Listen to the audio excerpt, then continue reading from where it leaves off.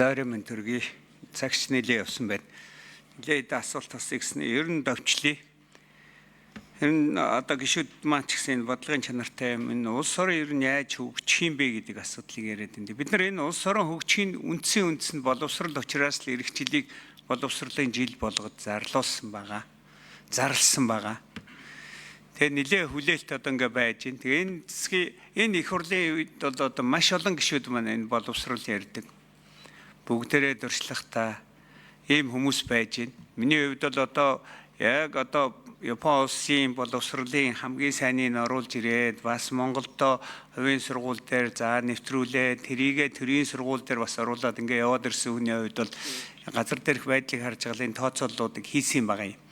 Тэг хүлээлт бол нэлээд байсан. Тэгэд эндээ хүрэхгүй. Тэгээ энэ 108 сургуульд 95 цэцэрлэг түрүү Наранбаяр сайд бол бас дутуу хилээд байна. Энэ бол яах гэж энийг 3 жилийн дотор 2028 он хүртэл 3 жилийн дотор бид нар нэг эднэрийг барьж чадах юм бол хөгжлийн төлөвлөгөөнд бол бүр 45 сургууль 45 цэцэрлэг суuna гэд маш баярлуулж ирсэн. Тэгээ төлөвлөгөө нь тэгээ ингэ зөрөөд ороод ирдэг. Тэрөө манай хос баяр гишүүн асуугаад байна. Тэгээ энийг хийснээр юу болох юм бэ гэвэл одоо энэ яригадаад байгаа 50 60 70 хүрээд байгаа энэ нэг ангид байгаа хүүхдүүд энийг л 40-оос доош оруулах нэг сургуульд нь 5-6 мянган хүүхдээс давтсан дэлбэрээд байгаа сургуулиудыг л бид нар нэг 1800 дотор нь барьж ээж ингэж бид нар сургалтын чанараа ярих тухай яригдана. Сургалтын чанар ярьж байж тэр одоо хөгжлийн төлөвлөгөө л яригдана. Өнөөдөр сургууль гэдэг нь сургууль биш болчиход байна. Тэр энийг хийх нь бол шинээр барих хөтөлбөр нь харин насжилттай холбоотой юм уу одоо өмнө барьжсэн өргөтгөл хийх мих тэр асуудал нь бол тэр явдаг жамаараа явах хэвээр. Энэ бол ингээд тусдаа хийгдээд явах хэвээр. Энэ жил одоо тэр Азийн хөгжлийн банкны одоо зээл орж ирж ижил одоо энэ маань орж ирлээ ш. Тэр ороогүй байсан бол яах вэ гэд. Тэр бас хос баяр гишүүн бас асуугаал тань. Энэ зээл гэдэг бол бас тийм бид нар хүсээд авах биш. Ийм чухал зүйлийг бид нар улсын төсөөр хийж явах хэвээр. Тэгээ багшийн хомсдлыг арилгах талаар яг тодорхой юу вэ гэхээр оюутан тэтгэлэг өгөөл явж байгаа гэхээсээ илүү энэ бол маш бодлогоор бид нар одоо ажиллаж байгаа багшаа чанаржуулах гэдэг. Зүгээр л багшийг тоогоор бөглөх биш. Чанартай багш гэдэг л их чухал. Самрын өмнө багш байлаа гэдгээр бас бүх юм шийдэгдэж байгаа юм биш. Тэр багшийг яаж чанаржуулах вэ, хөгжүүлэх үү гэдэг асуудал байгаа юм. Тэгээ би зүгээр нэг юм асуух гэдэг. Бид нар одоо орлогын ирэлт гарцсан байна шүү дээ. Боловсролын салбарт мөнгө оруулах гэхээр орлого хаанаас орлогын их үүсвэр хаана вэ гэж байна. Шинэ нэг юм байсан копийн барилга гэж яриад байгаа. Өнгөрсөн жил 50 тэрбум байсан. Энэ жил бүр даруй 3 дахин өсөөд 150 тэрбум болсон. Энэ одоо тэгээ энэ жилдээ одоо 26 онд бүтэн 150-ын хэрэглээд явна гэж байгаа. 67 тэрбумын одоо юу орно тоног төхөөрөмж орно гэж байгаа. За энэ бол ингээ олон улсын хэмжээнд амлаад ингэсэн юм. Тэгтэл тэр зардал нь нэг жилийн дотор хойшлоход 3 дахин өсөх нь ямар учиртай. Иймэрхүү төсөл хөтөлбөрүүд хэр их байгаа. Энийг ингээ шүүгээд гаргаад өгөх би одоо сангийн яамнаас бол хүсэж байна. Энийг ингээ харж байгаа бас дараа нь анализ хийя. За тэгээд дараагийн нэг зүйл бол бид нар 100 тэрбум төгрөгөөр энэ багшийн ачааллыг тооцсон цалин зарцуулна гэдэг. Энийг одоо хэрхэн зарцуулах гэж байгаа гэдэг боловсролын яамнаас асууя. За тэгээд бид нар бодлогын асуудлуудыг энэ төсөвт орох ёстой. Анхлах сургуулийг төрөлжүүлнэ гэж ярьдаг.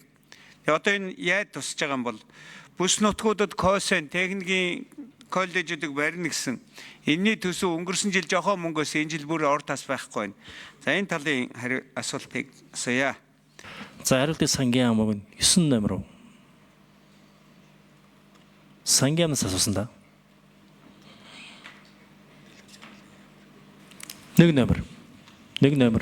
Нэрээ хэлээрэй. Гал удрах гишүүн асуултанд хариулъя. Сангийн хамтлагч жаргал. За одоо яг сургуулиудын ээлжин коэффициентийг харахаар Улаанбаатарын яг дундаж ээлжин коэффициент бол 1.94. За хамгийн өндөр нь. За аймагуудыг болохоор хамгийн бага завх нь 0.19.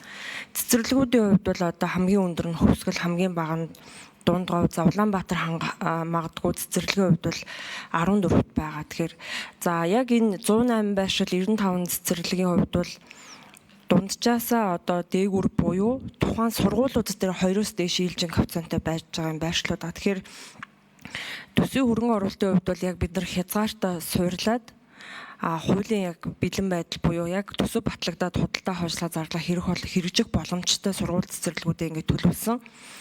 За бусад одоо хэрэгцээ шаардлага хангах дээр бол Аз Үүршин банкны ийм хөнгөлтэй зээлээр 41 сургууль цэцэрлэг төлөвлөсөн байна. За копи арга хэмжээний хувьд бол энэ жил одоо 25 он дээр байгаа 50 тэрбумын хувьд бол зохион байгуулах энэ хурлын зохион байгуулах дид үтцтэй холбоотой барилга байгууламжийн зөвхөн дид үтцэн 50 тэрбум байгаа.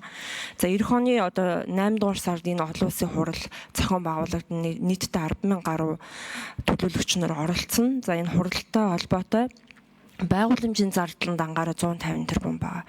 Тийм хөсөрдөг байгууламж гэдэг. Тэгээд олон улсын өмнө үлдээсэн одоо үүрэг гэрээнийхээ хүрээнд бол энэ хөрөнгө оруулалтыг үндэсний хорооноос ирсэн саналын дагуу хянаж тусгасан байгаа. Тийм 25 он дээр бол яг 50 тэрбум байгаа. Энэ он дээр тэр нь бол яг тэр байгууламжийн дид үтцтэй холбоотой. За 90 он дээр тавигдсан 150 тэрбум нь бол байгууламж нийтдээ ингээ 200 тэрбум төгрөгийн хөрөнгө оруулалт нь бүтээн байгуулалт дид үтцээр нь тусагдсан гэсэн үг. Гал өдрөгч тодруулах удаа. Тодруулчих. Шодруулаад тэгээд нэмээд хариулт авч. Гал өдрөгч микрофон.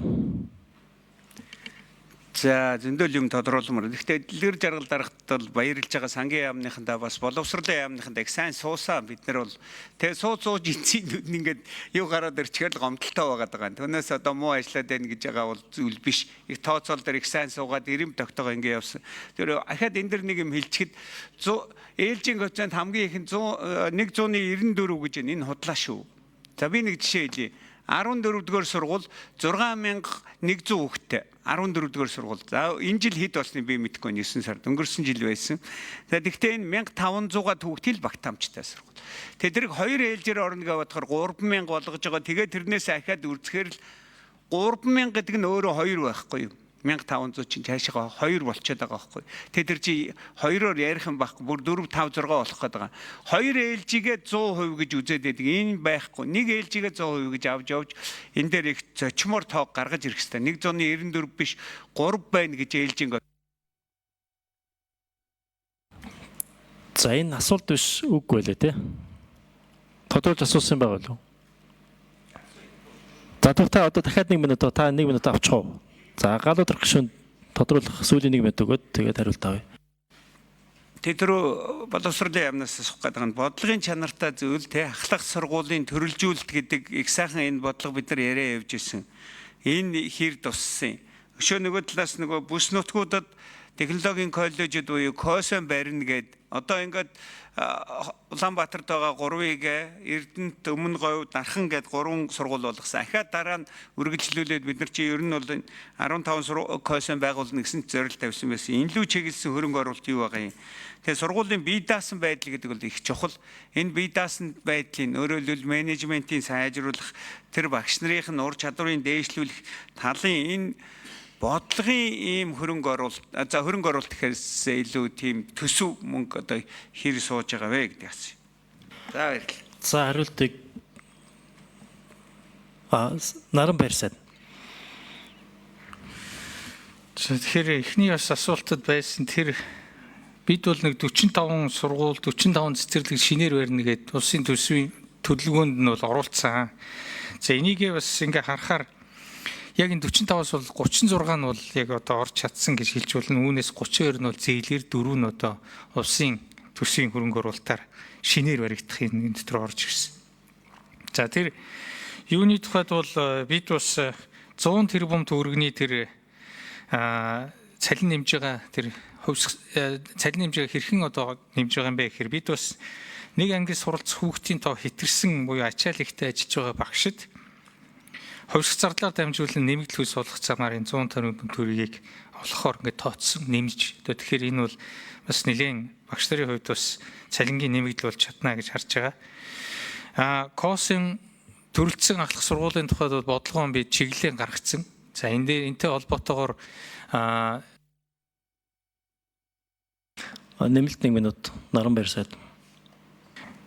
Энэтэй холбоотойгоор бүсчилсэн хөгжилтэй уялдуулаад таны хэлсэн энэ юунууд бол явж байгаа. Тэгэхээр сургалт эрдэм шинжилгээ үйлдвэрлэлийн цогцлборыг төр хувийн хвшлийн түншлэлээр байгуулна гэсэн энэ бодлогын хүрээнд явж байгаа. Тэгээд өнөөдөр бас энэ Өмнөгов аймагт дээр бол оюутлогоо компанитай хамтраад анхны тэзүү нь бол гарч байгаа. За хангаан бүстэй бол хангаан бүсийн анагаахын шинжилгээ ухааны үндэсний их сургуулийн соёлхон сургалт эрдэм шинжилгээ эрүүл мэндийн тусламж үйлчлэгийн цогцлол руу явж байгаа. Косинг бол өнөөдөр ингээд идэвхтэй үйл ажиллагаа явуулж байгаа 3 косинг бид ямар ч байсан дэмжлэгийн үзүүлээд статусыг нь бие даасан байдал руу оруулж ингэж явж байгаа. Үүнээс хойш цаашаа бол бид энэ төрөлцсөн ахлах сургуулиуд ялангуяа мэрэгжлийн чиглэлээр хүүхдэд бэлддэг ийм сургуулиудыг бол төсвүүдээрээс хувьсах зардлаар нь дэмжиж явах ийм бодлого ирж байгаа. Япон улсын засгийн газарт бол 1000 инженер төслийг бол 1000 инженер бэлтгэхийн төслийг 2 дугаар шатыг бол тавиад.